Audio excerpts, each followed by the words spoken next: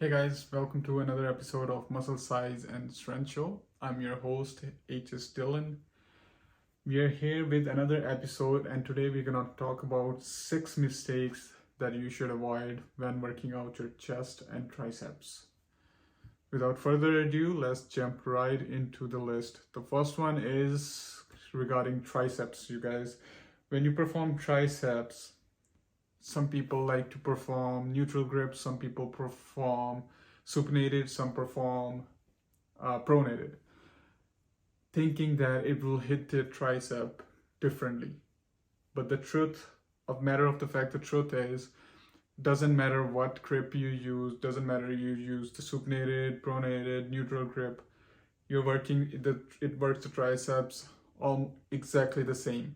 The only thing that makes a difference when you're working the triceps is your elbow placement, guys.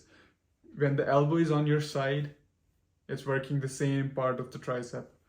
You can try moving the elbow up, for example, in skull crusher or overhead tricep extensions.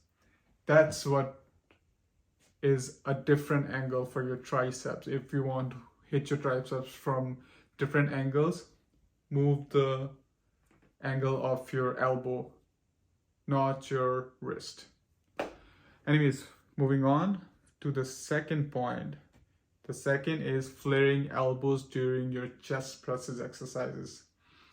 That's a really dangerous one for you, especially for your shoulders, because flaring your elbows out during chest pressing exercises can put excessive strain on your shoulder joint, which can potentially and eventually in the long run, it might not hurt it like in one time or 2 times, but eventually once you keep getting stronger and stronger and stronger and you keep lifting more and more weight, it will eventually catch up and you'll end up hurting your shoulder. So I would recommend just slightly tucking your elbows in instead of just flaring them all out.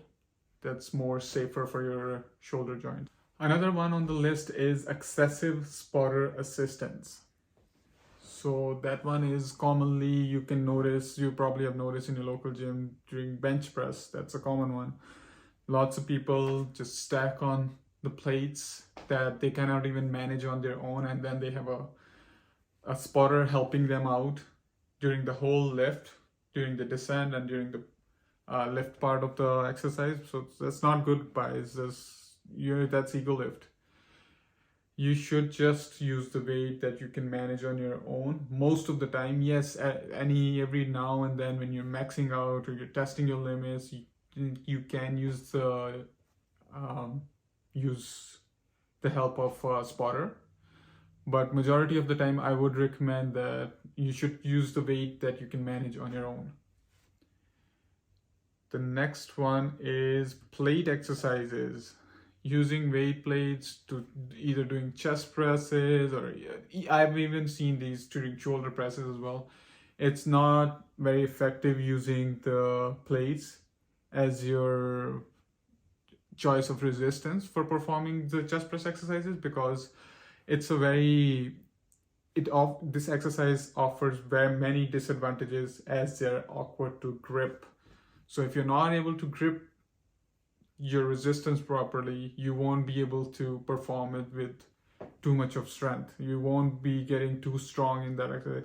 When you look at an exercises, you got to look at it with the perspective of how strong can you get in this specific exercise in the long run. If you cannot put too much weight on, or if you cannot increase the intensity of an exercise in the long run, just forget about it. It's just a waste of time. Just move on, find a better exercise, guys. Next one is dumbbell tricep kickbacks. This exercise, there's nothing wrong with the exercise, but again, it has an awkward resistance curve. Consider using cable for better results instead of dumbbells.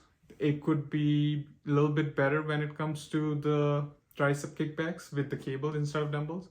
But still, for me, there are so many options when it comes to tricep exercises. There's like tricep push downs, there's skull crushers, there's close grip bench presses, there's dips. There's so many good options that you can choose from instead of using a exercise like tricep kickback, which you cannot even load it with a lot of weight in the long run. So what's the point?